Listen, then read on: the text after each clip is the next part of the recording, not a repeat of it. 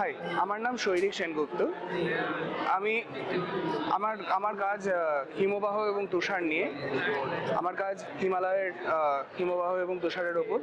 এবং আমি দেখছি যে পৃথিবীর এক অংশে কি হয় না হয়, এক অংশের সমুদ্রের তাপমান কত, পৃথিবীর এক অংশে আবহাওয়া কেমন, জলবায়ু কেমন, তার ভিত্তিতে পৃথিবীর অন্য প্রান্তে কেমন তুষারপাত হবে তা পাল্টে যায়।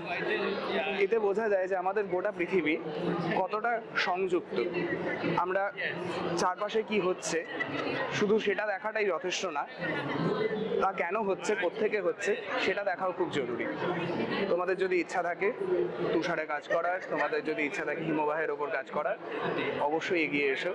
আমাদের চারিদিকে অজানা অনেক কিছু আছে, চাইবো আমরা সবাই যাতে সেই অজানাকে জানতে এগিয়ে যেতে পারি।